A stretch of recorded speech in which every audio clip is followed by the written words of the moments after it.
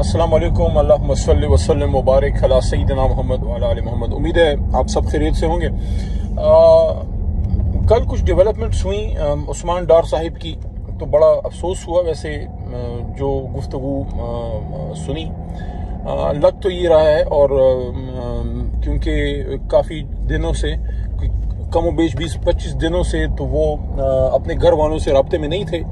तो ये बड़ा सवाल है कि उस्मान साहब कहाँ थे।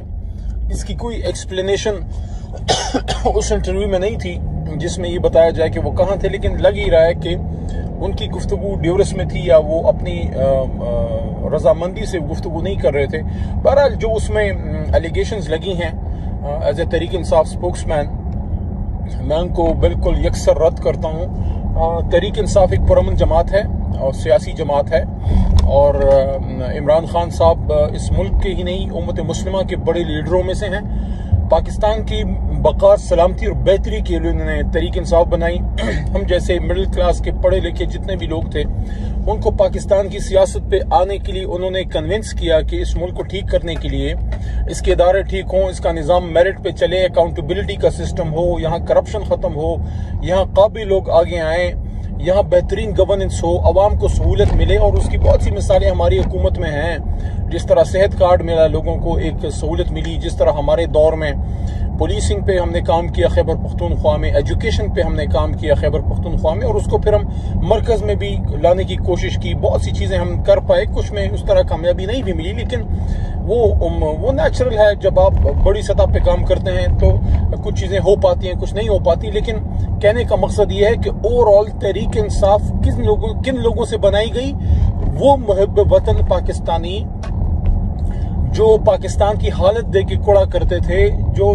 इस दुख में होते थे कि मेरे मुल्क के साथ क्या हो रहा है। तो वो लोग इन दो जमातों की आपस की ये जो म्यूजिकल चेयर है मियाँ साहब की और बेनज़ीर साहबा की, या फिर बाद में जरदारी साहब आ गए उनकी जगह, तो इससे तंग थे कि यार ये क्या है। यानी कि हम मिडिल क्लास के लोग हैं, हम सिविल सर्विस में जा रहे हैं, हमारे बच्चे मिलिट्री में जा रहे हैं, सर्व कर रहे हैं, शहीद हो रहे हैं, कुछ जो है एयरफोर्स में जा रहे हैं, कुछ नेवी में जा रहे हैं, कोई डॉक्टर बन रहा है, कोई इंजीनियर बन रहा है, कोई जनाब आर्टिस्ट बन रहा है, कोई बिजनेस में जा रहा है। मतलब दुनिया जहान का हर काम हम लोग कर सकते हैं।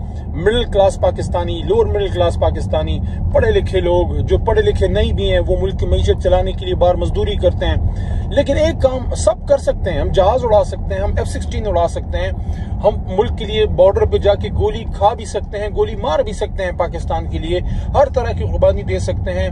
अमेरिका में जाके उनके नासा में काम कर सकते हैं, काबिल लोग हैं। यूके में जाके उनकी NHS में काम कर सकते हैं जो डॉक्टर्स हैं। एक काम नहीं कर सकते तो इस मुल्क में हम पे शजर ममनुआ है कि जनाब इख्तिदार के पास नहीं आना। तो ये इख्तिदार तो हम जो है इख्तिदार आला तो अल्लाह की है, और ये इख्तिदार तो अवाम के लिए कायद आज़म मोहम्मद अली जिन्ना आज से 75 साल पहले, 76 साल पहले अंग्रेज से ला चुके थे। फिर किसको ये हक है कि वो यहाँ दरवाजे बनाए कि इसने करना है और इसने नहीं करना। तो ये जो मिडिल क्लास है, ये जो डिसएनफ्रेंचाइज थी, ये जो पढ़े लिखे लोग जो साइड पे फेंक दिए गए थे, जिनका काम सिर्फ वोट डालना था, बल्कि अक्सर तो वोट डालने भी नहीं जाते थे, क्योंकि जो जमातें, जो लोग खड़े होते थे उनसे वो मेंटली अपने आप को कनेक्ट नहीं कर सकते थे। यार एक आदमी है, मेहनती है, एक डॉक्टर है, वो मेहनत करता है, एक इंजीनियर है, मेहनत करता है, ईमानदार सरकारी अफसर है, वो क्यों जाके किसी करप्ट आदमी को जनाब जाके वोट डाले। तो उन लोगों को एक थर्ड ऑप्शन दिया इमरान खान साहब ने, उनको पढ़े लिखे नौजवान और अच्छी लीडरशिप दी। और मैं ये नहीं कहता कि सारे के सारे फरिश्ते थे, गलतियां हम में भी थी, हम में भी गलत लोग होंगे और थे, इसमें क्या शक है। लेकिन ओवरऑल कल्चर क्या बनाया, पाकिस्तान जिंदाबाद कल्चर। हमारा जलसा हो रहा है, कायद का नाम है, अलामा का पैगाम है, उठो मेरे दुनिया के गरीबों को जगा दो, कागे उमरा के दरो दीवार हिला दो। इस तरह की तो हमारी जो है मैसेजिंग होती है, जलसों में होती थी। एक समा होता था, मुझे आज भी याद है 2011 में एक जलसा हमने लियाकत बाग में किया था, पुराने साथियों को याद आ रहा होगा। उसमें जब मैं आया, ज़ाहिर उस जमाने में, अब भी वर्कर है, लेकिन उस जमाने में चूंकि MNA वगैरह नहीं थे तो स्टेज पे तो जगह नहीं मिलती थी, तो मैं नीचे क्राउड में था। मैंने देखा दूर से पीछे अल्लामा की तस्वीर है और कायद की और साद खान की लगी हुई है, और अलामा का कलाम जो है वो उठो मेरे दुनिया के गरीबों को जगा दो, ये चल रहा है। या एक और तराना चल रहा था कि मेरे हाथ में इंसाफ का आलम। ये इस तरह का माहौल, जज्बा नौजवानों में पाकिस्तान से मोहब्बत का। और मैंने देखा, मैचों के नीचे था और सब मुझे नजर आ रहा था, तो उसमें जनाब फैमिलीज आ रही हैं, पुराने रिटायर्ड सिविल ब्यूरोक्रेट्स जो कोई 70 साल के, वो आ रहे हैं, खवातीन, बच्चियां भी और बुजुर्ग खवातीन भी। और साथ ही साथ जब वहाँ पढ़े लिखे एजुकेटेड क्लास के लोग थे, वो लोग जो कभी जलसों में नहीं गए जो कभी जलसों में नहीं जाए, वो भी देखे। और साथ में मजदूर तबका, रेडी बांध भी देखे, मजदूर तबका और पॉलिटिकल वर्कर्स भी पूरे पाकिस्तान से भी आए थे। लेकिन पिंडी वैसे भी पॉलिटिकल लोगों का गढ़ है, हमेशा से पिंडी बड़ा पॉलिटिकली एक्टिव शहर रहा है। ये जज्बा होता था। अब इस स्पिरिट के साथ इमरान खान इस कौम को, इस नौजवान को, इस यूथ को लेके गए कि हमने पाकिस्तान बनाना है और पाकिस्तान को हमने वो मुल्क बनाना है जो जना का विजन था। अब इस बीच 9 मई भी हो गया। अच्छा, 9 मई में कुछ गलत भी हुआ, कुछ लोग प्रोटेस्ट पे गए, उनमें से कुछ पब्लिक प्लेसेस पे रह गए और कुछ वहां डिफेंस इंस्टॉलेशंस पे जो कुछ एक जगह थी कैंट्समेंट्स में गए, वो गलत था। जो गए वो पार्टी की पॉलिसी नहीं थी, ना खान साहब की डायरेक्शन थी।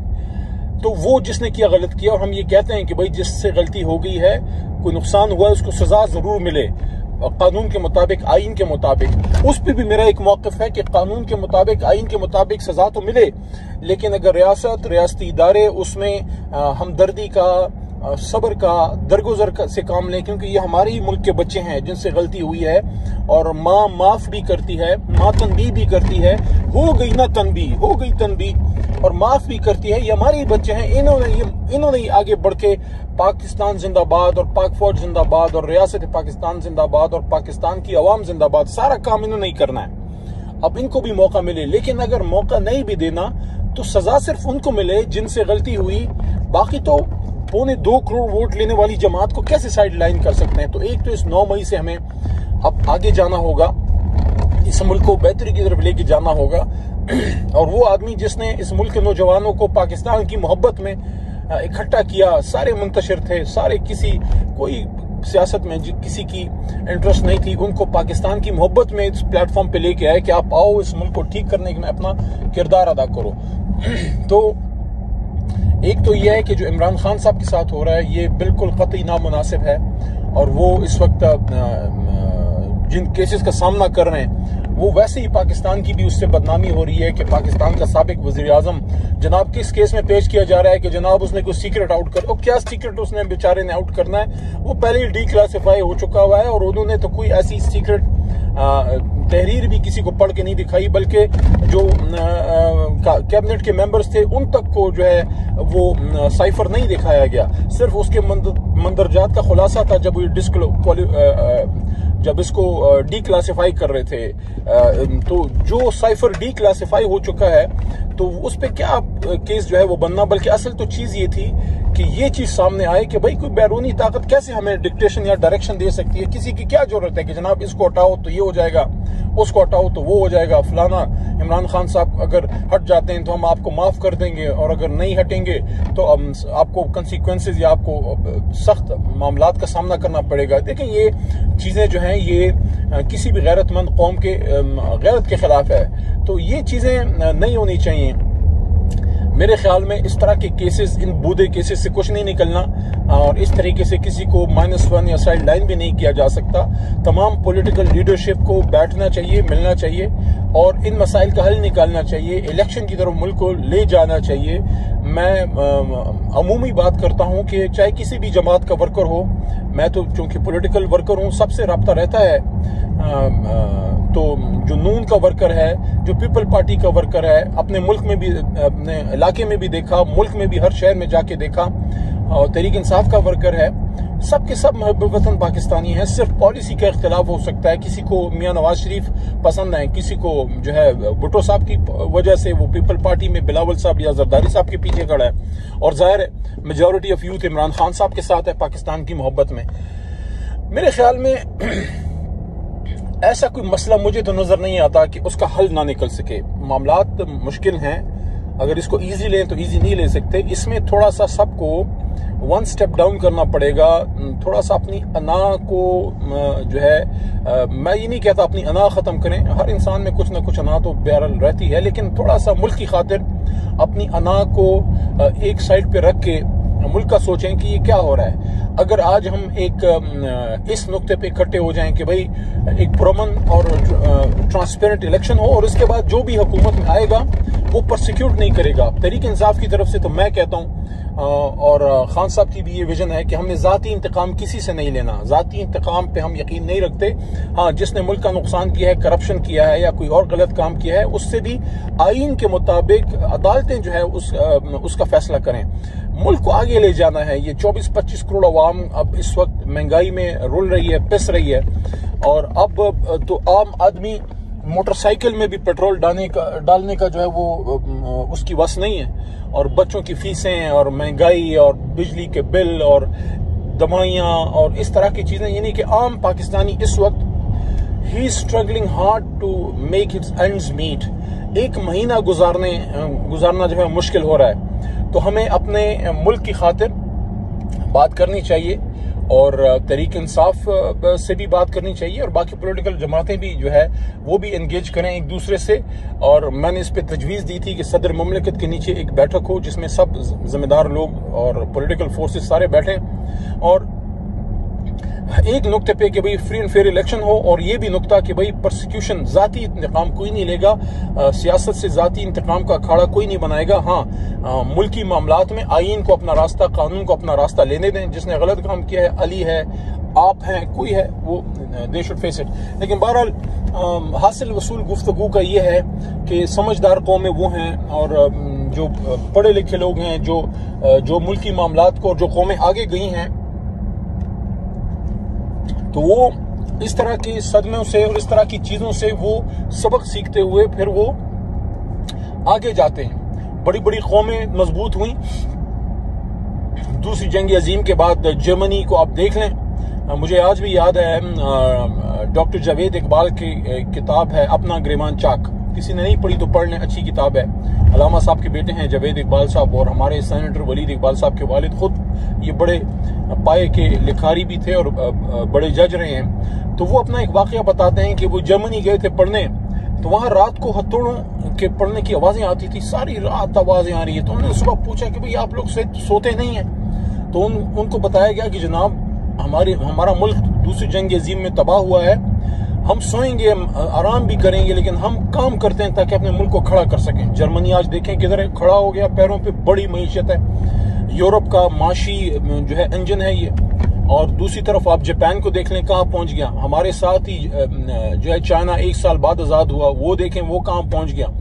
हम और हिंदुस्तान इकट्ठे आजाद हुए थे, तो हमारा तो दुश्मन है, हरीफ है, लेकिन ये अब जरूर एक्नॉलेज करना पड़ेगा कि हम क्या कर रहे हैं और वो किधर पहुंच गए हैं। दुनिया उनको कहाँ देख रही है और हमें कहाँ देख रही है। हमारा डॉलर देख लें, हमारी मईशत देख लें, ये सारी चीजों पे फोकस करना है। ये होगा तब जब हम थोड़ा सा अपना दिल बड़ा करेंगे और इस वाक़े से अब आगे बढ़ेंगे। इसलिए मैं कहता हूं कि मूव ऑन, जो मैंने परसों भी बात की थी कि मूव ऑन फ्रॉम 9 मई, इससे आप आगे बढ़ें और इस मुल्क को आगे लेके जाएं। हम में से कोई भी गैर मुहब्ब वतन नहीं है। कौन है ये? एक ही घर से एक बच्चा सियासतदान बनता है, उसी घर से एक बच्चा काकूल जाके PMA से लेफ्टिनेंट बन जाता है, ये जनाब जाके कोई काउंसलर या मिनिस्टर बन जाता है, दूसरा जाके कोई मेजर या कोई लेफ्टिनेंट जनरल बन जाता है, या अगर सिविल ब्यूरोक्रेसी में है तो डिप्टी कमिश्नर या कोई सेक्रेटरी वगैरह लग जाता है। एक ही मिट्टी के बच्चे हैं। सिर्फ ये है कि थोड़ा सा लीडरशिप को, सारी लीडरशिप को, सियासी गैर सियासी जितने भी हैं, उनको जरा थोड़ा सा बैठना पड़ेगा। मैं कहता हूं अल्लाह की मदद आपके साथ शामिल हाल होगी।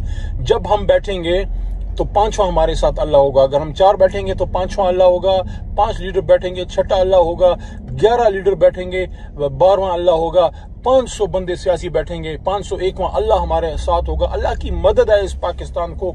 ये 27 रमजान को बना हुआ मुल्क अल्लाह की मदद से, हुजूर नबी करीम सल्लल्लाहु अलैहि वसल्लम की रूह के सदक़े, उनकी बरकत से हमें अल्लाह ने ये मुल्क जो है वो दिया है। जब भी हम बैठेंगे, जब भी मुल्क की खातिर बैठेंगे, तो हमारे साथ तीसरा अल्लाह होगा। और जब अल्लाह की मदद होती है ना, जब अल्लाह की मदद होती है, जब अल्लाह की मदद आ जाती है, तो फिर आपके घोड़े जो है वो भी पानियों के ऊपर चलते हैं। इंशाल्लाह ऐसा ही होगा। थोड़ा सा बैठें, जरा मामलात को बेहतर करने की जरूरत है, जरा एक दूसरे को समझने की जरूरत है। शुक्रिया।